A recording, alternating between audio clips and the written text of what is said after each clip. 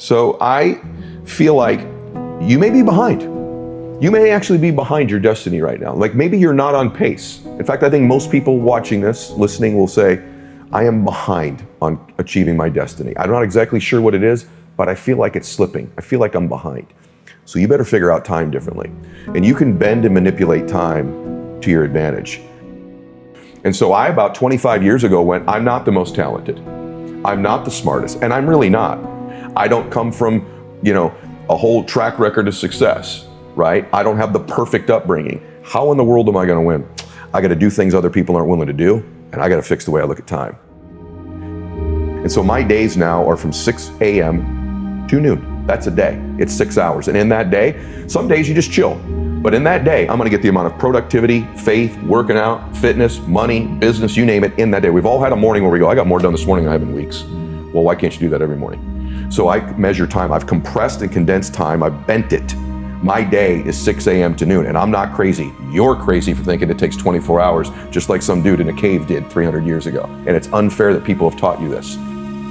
My second day starts at noon and goes till 6 p.m. That's day 2. But what the cool thing is, at the end of day 1, this clock goes off about noon every day, bro, and goes, what did I just get done? What didn't I do? What do I need to be accountable for? What do I need to double my efforts? Just like you do at the end of most days, right? And then the next day is 6 p.m. to midnight. And some of those are just fun days. Sundays I chill, right? But some days they're really super productive.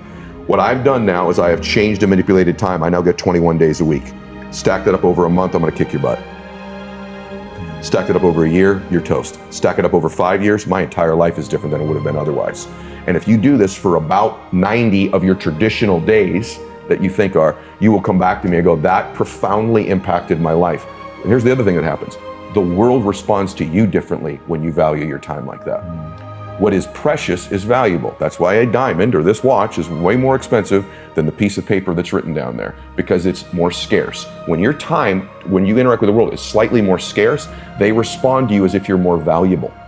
So you get more accountability, more productivity, more fun, more joy, and the world flips its response to you. All of a sudden you become more valuable and precious to people when your time is different.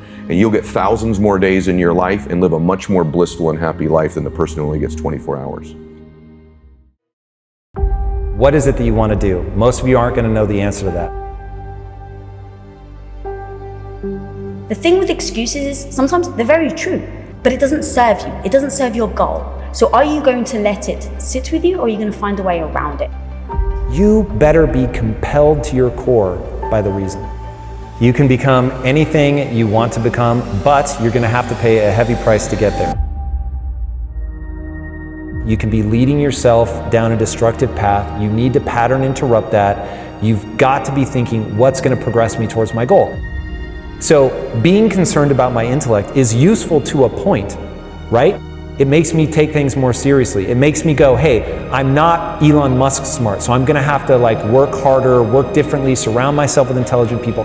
So it makes me do those things, but the second it becomes corrosive, and now I'm diminishing myself, that's where you have to pattern interrupt.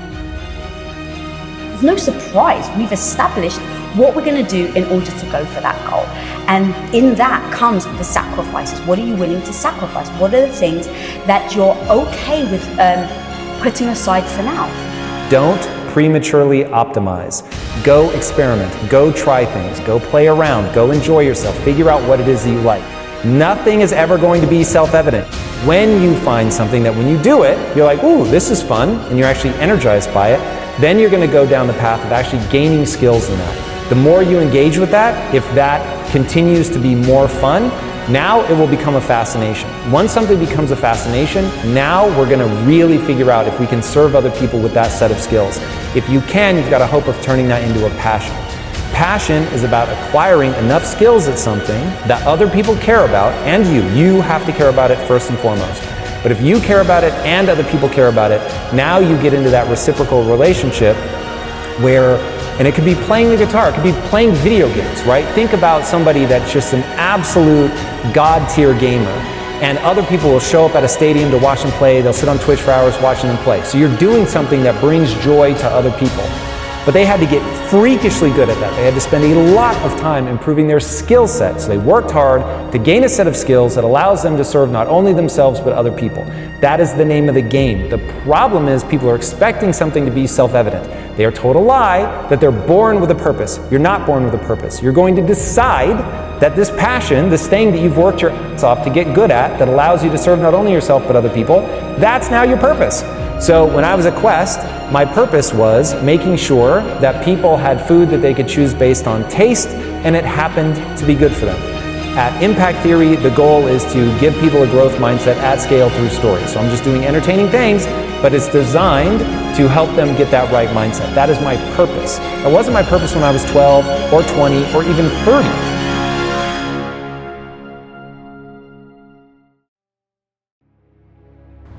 What's most important for somebody to think about, if they're in that kind of teeter-totter moment right now? Yeah, I think that all of us are going through recovery and discovery at the same time. Recovery of things lost in the past, recovery of things lost and that we're challenged of in the present. But in the midst of recovery and discovery, let's not lose the beautiful moments that can happen now. And I think we got so caught up in the challenges that we didn't pay attention to the beauty of life.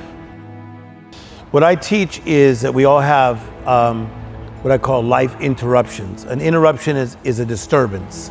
You've had them, I've had them. It could be when somebody's young and they get ill, or their parents get divorced, or in this case, my father passed. So it's a life interruption. And then when most people have that life interruption or setback, they don't know how to get out of it.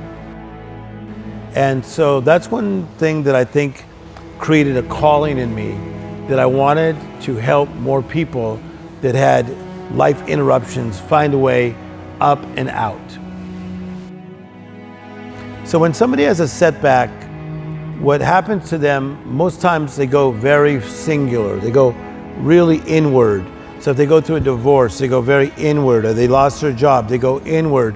Anxiety or depression, pandemic, they go very inward. But when you have a setback, the first thing you got to do is you got to become awake.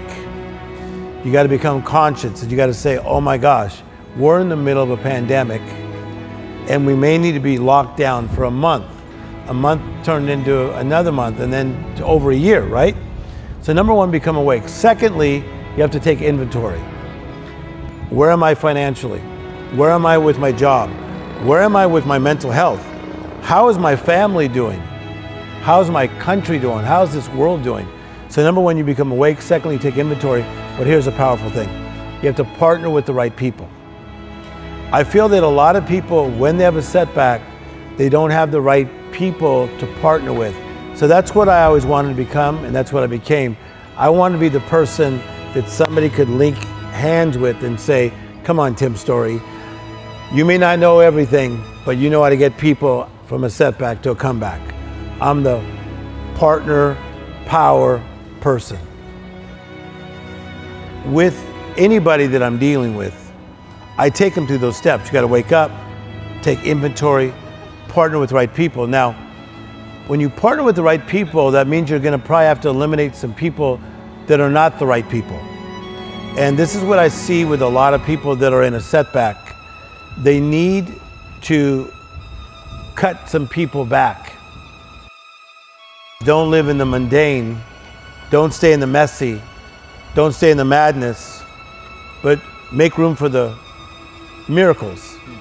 And I think that so many of us, that we get so caught up in the mundane, and then the mundane escalates to the messy, and then it escalates to the madness, which is the chaotic, that man, where's the magical? When we were kids, it was like, can we play? No, but you got to clean your room. But then can I play? But then you got to go to school. But then can I play? Remember, we were always looking for magic. The miracle mentality teaches you how to get through the mundane, the messy, the madness in all areas of your life, and embrace this miraculous life that you've been called to live. The basic misunderstanding is, when people use the word life, they are talking about their work, they're talking about their family, their relationships, their wealth, their money. No, these are all accessories, frills to life. Right now, this is the situation of the modern world. People have too many frills, but no skirt. There's no profoundness to life, too much decoration. Where will it go? It will only lead to more frustration. If you are a toddler, you have diaper problems. If you become an adolescent, you have hormonal problems. If you become middle age is a crisis. If you become old, it's horrible. Tell me which part of your life is good. Don't make everything into a problem. These are different stages of life. You can either ride that and enjoy it or be crushed by the same thing. This is the process of life. Physical life is a natural cycle.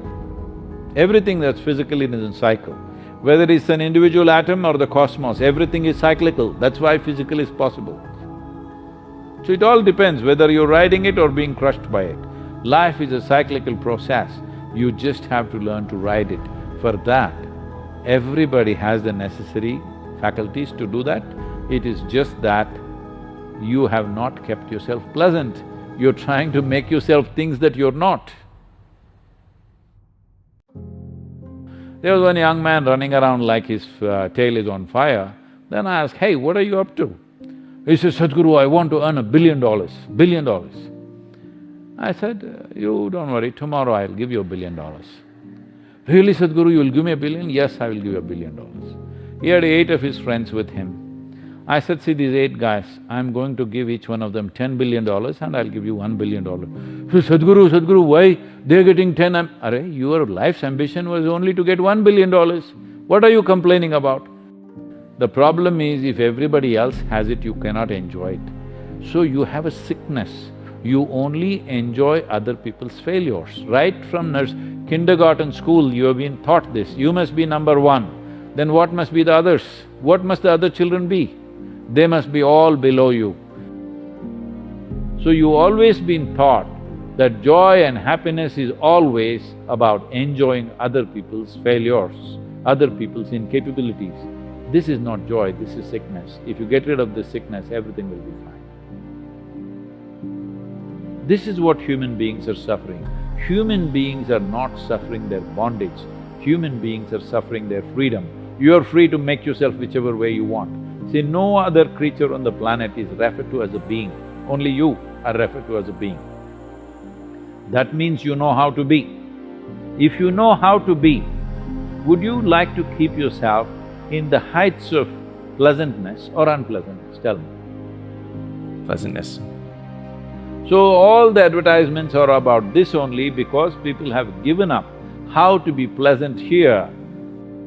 They are trying to export themselves somewhere and there are advertisements saying somewhere up there, there is a heaven where the utmost pleasantness will happen, peace will happen, joy will happen, bliss will happen, love will happen, everything is up there. This is because you have given up that you could be pleasant here.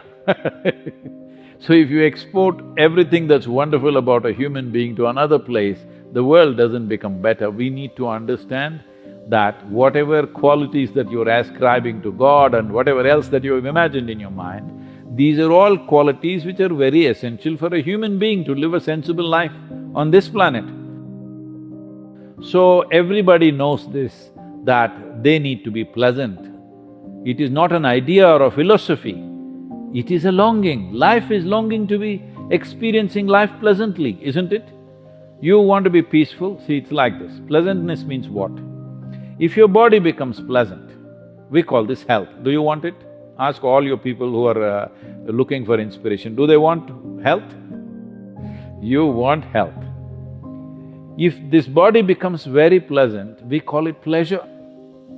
That also you need. If your mind becomes pleasant, we call this peace. Yes. Yes. If it becomes very pleasant, we call it joy. That also is needed. If your emotions become pleasant, we call this love. If it becomes very pleasant, we call it compassion. If your energies, your life energies become pleasant, we call this blissfulness.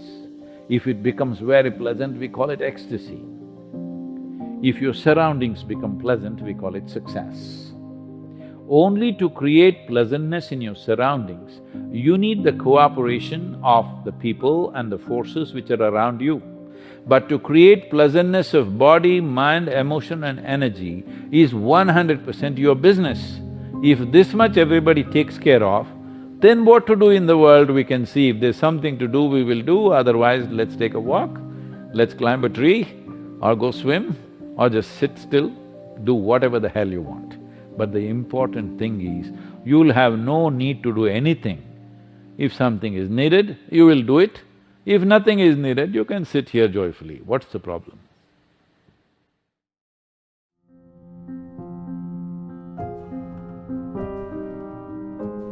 When I was in high school, I remember running stairs one day and one of my teammates, I would skip the last stair, I would just kind of stick my foot out and tap it.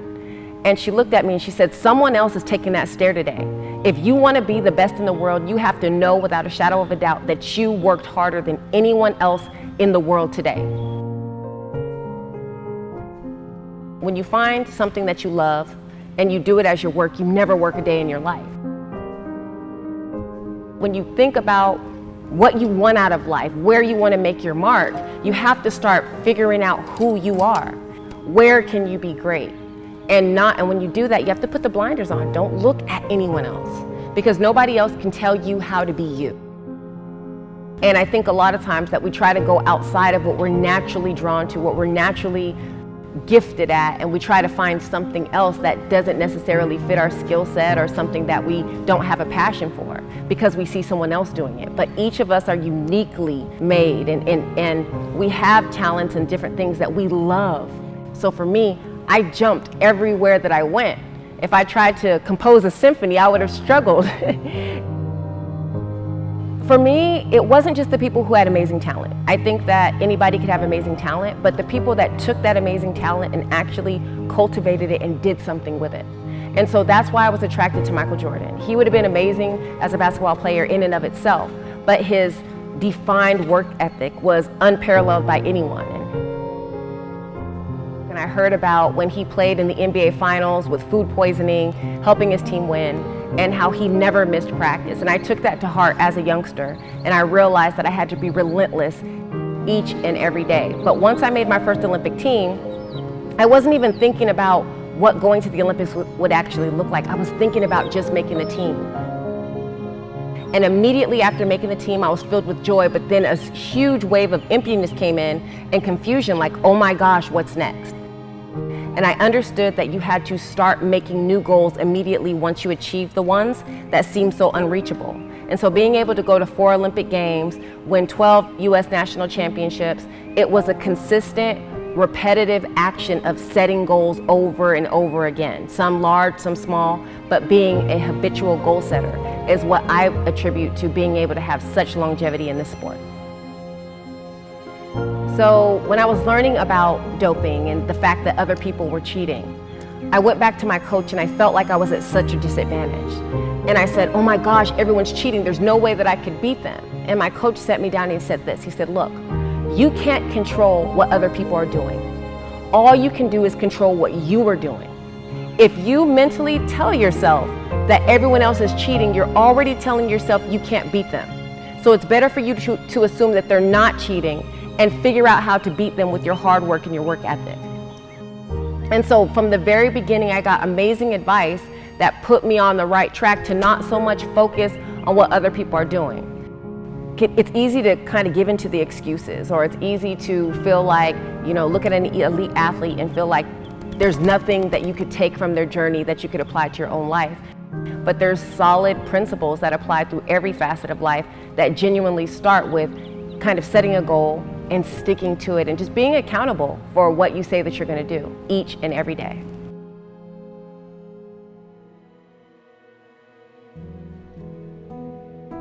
After I watched that Olympic Games when I was 4 years old, I kind of think of it as like, okay, that was God's grace of giving me something to hold on to, because at that time period, my mother met my stepfather.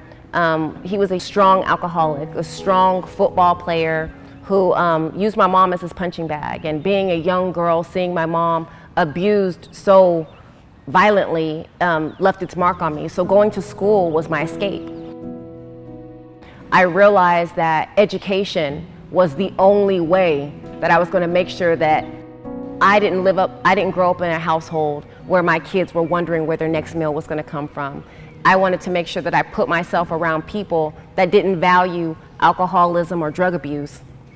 And I really started paying attention to the university system and seeing that when people genuinely put action to the point of wanting to change their lives, they went and dedicated themselves to education. And so that's what helped me find that I wanted to go to school too. And I really started finding school as my sanctuary.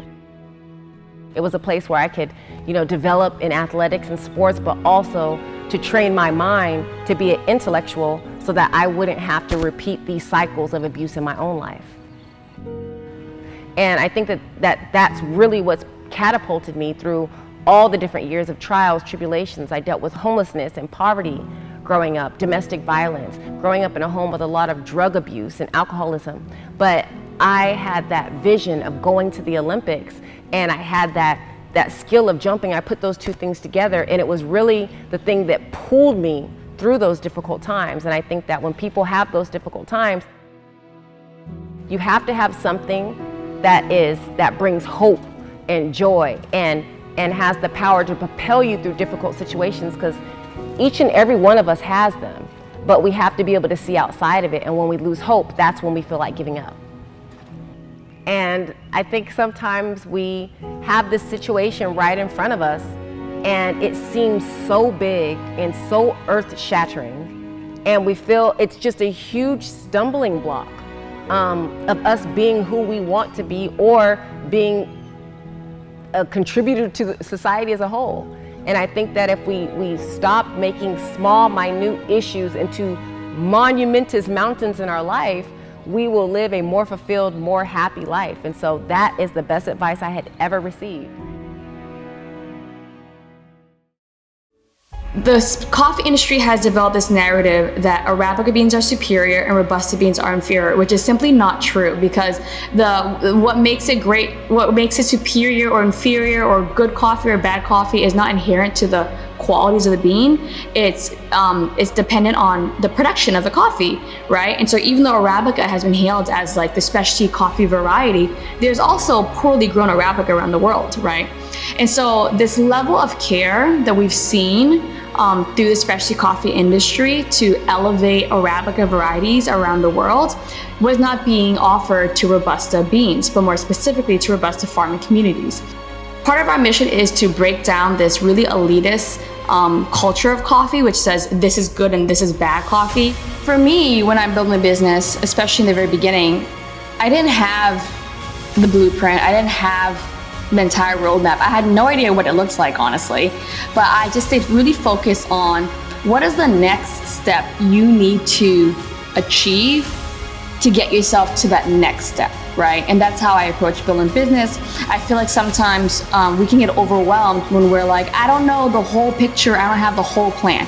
I've always entered, a project or a business without having the whole plan. And I think that's really key to getting started and really key to figuring things out. So just like a puzzle, like I would just look for like that next puzzle piece that I needed to just capture and lay down. And once I picked it up and I laid it down, I connected it to what I was doing, and I figured out what the next piece of the puzzle I needed was, then I would move on to the next piece, right? And so that's how I've approached building the business, from going from idea to action. And so to be more specific, I had this idea and I was like, well, what is the very first thing I need? I was like, I need to see if I can actually import coffee beans, right? I need to see if I can develop a direct trade relationship with a producer. And so I went to Vietnam and I visited my family and I asked my family, does anybody know anybody? And they're like, oh, we do. And like they helped me strike up that first relationship. The next question was like, well, how do I bring coffee beans here? I start asking Google, how do you bring coffee beans to the United States? How do you import? And then Google tells you, well, you need this, you need to register the FDA, you need a customs broker, you need a freight forwarder. And then I'm like, what is a freight forwarder? And then you Google a freight forwarder, right? That's literally how I built the business. I just asked a lot of questions. I asked Google a lot. I focused on finding one piece of the puzzle at a time. once I found that piece, I'd lay it down and look for that next piece until eventually I had my first palette here, I had my bags here, I had everything ready to go, I had a website up, I had photos, and then I had a launch party. I did lots of random gigs, whether it was freelancing as a writing counselor for college essays, copywriting, writing articles. I did some hospitality work. I was just like classic, brand new to New York, doing a million jobs. Yeah, I actually interned for at a place in New York City in the beginning for free, for no pay, just to kind of build my network and meet people. And after doing that for about 6 months, I eventually started getting freelance gigs. They were all very, very small, I also I've worked in the service industry since I was in high school as a server and a host. So I also did that on the side. During those first few years post-college where I was working for another company full-time, I really built a structure around my work life where I could dedicate my time off the clock to building my creative career. So as soon as I was like, quote unquote, off the clock at 5 p.m. at my daytime job or whatever, I'd go straight into developing my creative projects. And my creative projects included, writing poetry or making chapbooks or making digital content or, making new websites. Like, I really treated my creative career during those years as like my second job, just as if anyone would have like a double shift. I think for people who want to have a creative side hustle or they want to transition from like their day job to like a full-time creative career, just having the discipline to building out like what does that transitional period look like. Some of the lessons that I learned from my first restaurant business was to get really clear on why you're doing something, was to get really clear on what you're doing and why you're doing something. And when it's no longer working, we have to reevaluate, right? I think there were lots of moments in my restaurant journey where things weren't really working and I felt like I didn't want to let it go. Have really clear boundaries with the people that you work with, especially if they're your business partners, right? In small businesses, we tend to have really intimate relationships and we're really in a lot of like the trenches together. However, remember why you're in a relationship in the first place, which is the business. So it's really important to put the needs of the business first. To not take things personally. I had that business in my 20s. I'm a very different person now. I've had a lot of time to reflect, and I think when things don't go the way I wanted them to or the way I expected them to, I would often take it personally. And this relates to what I was just saying, of like in business, it's never personal, right? In business, it's always about what is the best thing for the greater collective here, which is everyone involved in the business, not just one individual. Like being in my 20s, especially the part when I was in New York City and I was freelancing, and New York has like such this like energy of like, we're all out here hustling, we're all trying to make it, right? I was like really engulfed in the energy a lot, and I felt like I was rushing a lot in my 20s, like rushing to make it, or like rushing to prove something of myself, or rushing to have something to show for myself, right? So if I could, a piece of advice I give my 20-year-old self is, don't be in a rush, enjoy the journey, enjoy the process, enjoy everything you're going through, because it goes by really quickly, right? And then it gets a lot harder. So yeah, that's what I'd say. Don't be in a rush. Once upon a time were my 4 favorite words as a little girl. Every night at bedtime, I would pull my covers over my chin and wait for my mom to come by. After a few minutes of excitement, she would walk in, tuck me in tight, and coyly ask, do we have time for a story tonight? Yes, please, Mama. Please read me a story.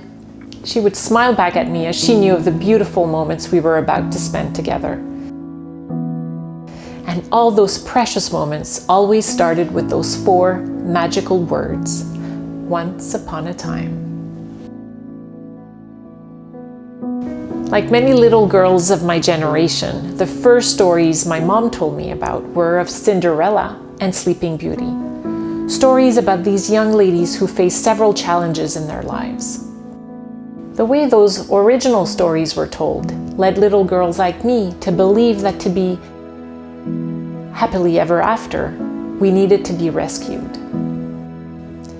Challenges and adversities are part of life, that we grow up in fairy tales or in real life.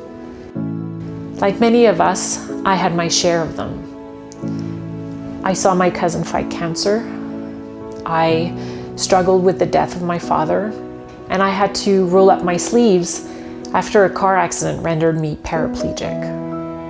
Of course, like those heroines of my childhood stories, I was called to overcome those obstacles, follow the yellow brick road, back home to that sense we call normalcy. But somewhere along my journey to Emerald City or back home to my palace, I got stuck. I got stuck in the stories I told myself. Stories about this pitiful, ugly little duckling who couldn't manage life on wheels.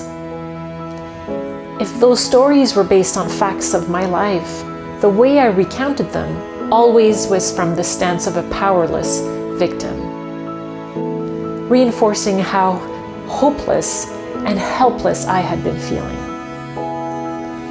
Imagine the worst moments of your life when everything falls apart. Now imagine someone telling you over and over again how horrible this is, how useless you are, how your whole life is now scrap. In recounting our stories, we all wish to be the hero, but in doing so, we often forget about the one person, often hidden from view, that is as essential, if not more. The narrator. The narrator is like a great wizard. When the hero goes on its journey, the narrator observes and guides us through with a wider view, shaping how the story is being told, crafting the storyline to make us feel mad or sad, or to make us laugh and feel happy. Now, the narrator doesn't change the plot line. He or she only tells the facts in a way that will lead us to the lessons learned. My father left school in the 3rd grade to help out on the family farm, but just because he left school doesn't mean his education stopped. Mark Twain once said, "I've never allowed my schooling to get in the way of my education." My father taught himself how to read, taught himself how to write, decided in the midst of Jim Crowism, as America was breathing the last gasp of the Civil War, my father decided he was going to stand and be a man. Not a black man, not a brown man, not a white man, but a man. He literally challenged himself to be the best that he could all the days of his life. I have 4 degrees. My brother is a judge. We're not the smartest ones in our family. It's a 3rd grade dropout daddy. A 3rd grade dropout daddy who was quoting Michelangelo when he was a cook at Cal Maritime, saying to us, "Boys, I won't have a problem if you aim high and miss, but I'm going to have a real issue if you aim low and hit." You see, it takes knowledge and wisdom combined to grow your influence so that you'll make an impact. You'll be a shipmate that others can count on. I learned that from a 3rd grade drop. Simple lessons. Lessons like these. Son, don't judge people. The tendency of a person is to walk away from somebody that's different from them. You stay there and you get to know them. Never judge. Then he dropped Jonathan Swift on me, who said vision is the ability to see the invisible. Don't judge. Another lesson from this 3rd grade dropout. Son, you'd rather be an hour early than a minute late. My father had the breakfast and lunch shift here at the academy. He had to be at work at 5 o'clock. We lived on Louisiana Street, 15 minutes away. My mother said for nearly 30 years, my father left the house at 3:45 in the morning. One day she asked him, "Why, Daddy?" He said, "Maybe one of my boys will catch me in the act of excellence. I want to share 2 things with you." Aristotle said, "You are what you repeatedly do." Therefore, excellence ought to be a habit, not an act. Don't ever forget that. The other thing I want to share with you is Harvard Business Review, September 2004. The article is titled Deep Smarts. Here's the thesis. Lecturing What our universities are based upon is the worst kind of teaching method. That if you want to get the intended message across, model the behavior. My daddy, a third grade dropout, a cook, was modeling excellence for his boys, combining academic knowledge and old school wisdom. That's what makes an impact. An impact as you go all over the world. You're not interested in making a nice impression, you want to make an impact. Lesson number 3, son, make sure your servant's towel is bigger than your ego. I want to remind you, cadets, of something as you graduate. Ego is the anesthesia that deadens the pain of stupidity. Pride is the burden of a foolish person. You'll never be a great shipmate. You'll never be a great executive. You'll never be a great teammate if it's all about you. Let me take you back to 2 days before Trina died. No hair because of chemotherapy, cadets. A tummy pooched out because of a liver no longer working. She weighed about 75 pounds. I'm in the kitchen so I can keep an eye on her in the family room. She's surrounded by pillows. Our then youngest son, Andrew, walks up with a shirt that he wants mommy to fold. And this is what I hear from Trina. Andrew, mama, not always gonna be there to help you. She was saying goodbye. And I was so moved, I waited for Andrew to leave and I walked over and I sat next to her on the couch. And as clearly as I'm talking to you today, these were some of her last words to me. She looked me in the eye and she said, "It doesn't matter to me any longer how long I live. What matters to me most is how I live." Cadets, I've come here with honor, with bells on, to ask y'all one question. A question that I was asked all my life by a third grade dropout. How you living? How you living? Every day ask yourself that question, how you living? Here's what a cook in the dining center would suggest. That you would not judge, that you would show up early, that you'd be kind, that you'd make sure that that servant's towel is huge and used, that if you're gonna do something, you do it the right way. That cook would tell you this, that it's never wrong to do the right thing, that how you do anything is how you do everything. And in that way, you will grow your influence to make an impact. In that way, you will honor all those who have gone before you, who have invested in you, from teachers to grandparents to mom and dad. And when you combine that academic knowledge with that wisdom, oh my goodness, you will change the world. It is with great honor that I say all your life, look in those unlikeliest places for wisdom. Enhance your life every day by seeking that wisdom and asking yourself every night, how am I living? May God richly bless y'all. Thank you for having me here.